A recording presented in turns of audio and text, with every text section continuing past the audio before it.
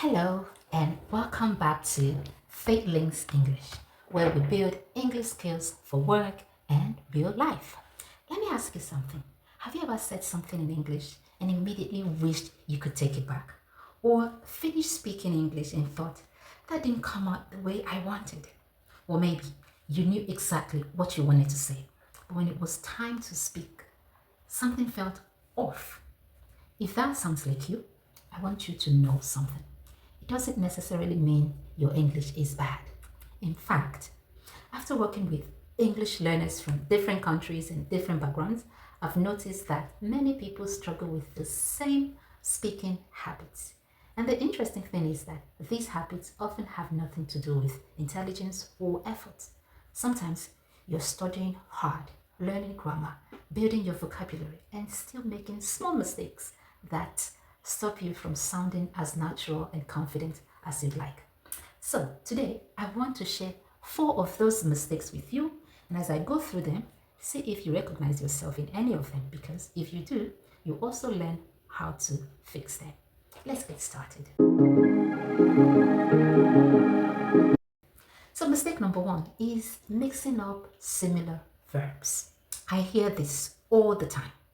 You know the words lend and borrow. You've probably studied them before, but when you're speaking quickly, it's easy to mix them up. I've heard learners say things like, "Can you borrow me your pen?"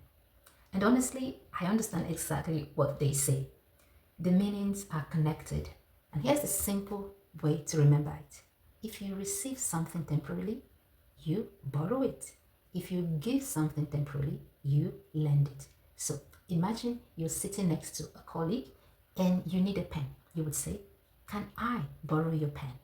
And your colleague might reply, "Sure, I can lend you my pen." So one person borrows, the other person lends. Whenever you're learning verbs like these, don't memorize definitions.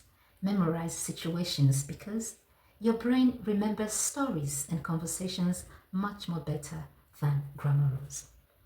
Number 2, filling every silence with words. This one might surprise you.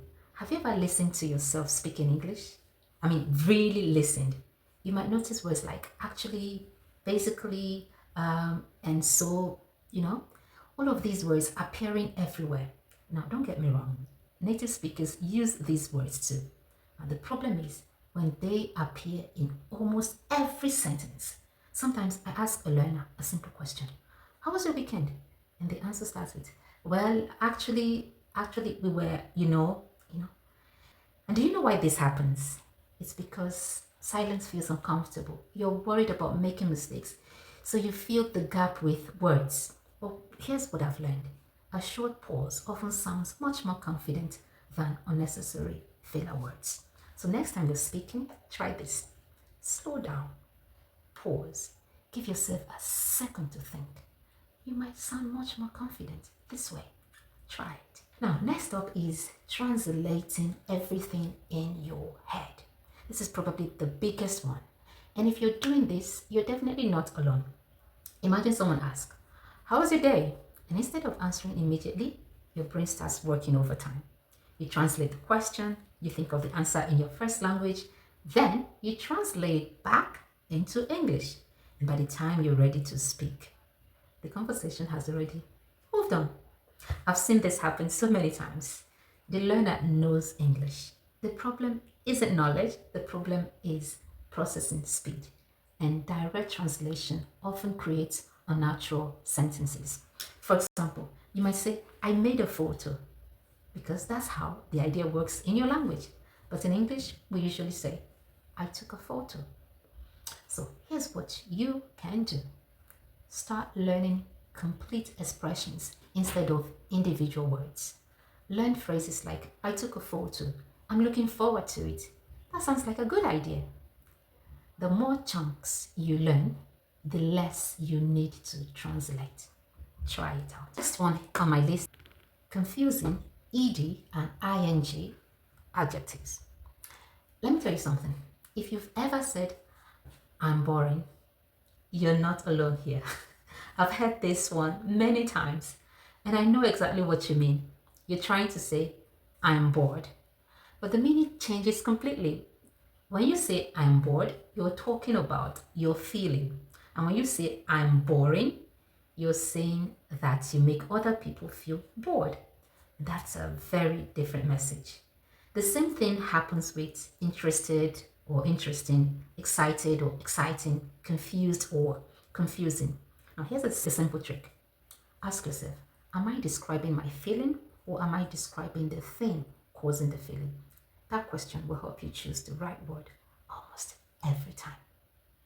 If you recognize yourself in one or more of these mistakes, don't be discouraged. Honestly, these are some of the most common speaking challenges I see. And the good news is that they are all fixable. You don't need perfect English. You need awareness, practice, and the right guidance. Start paying attention to these habits in your speaking, and you'll be surprised how quickly your English starts sounding more natural. And if you'd like personalized feedback on your English, I'd love to help.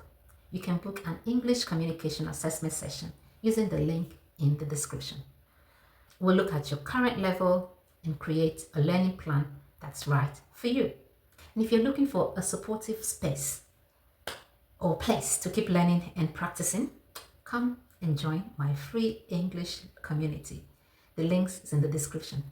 Thank you so much for spending these few minutes with me today. I'll see you in the next video. And if you haven't subscribed, what are you waiting for? Subscribe now, and I'll see you next time.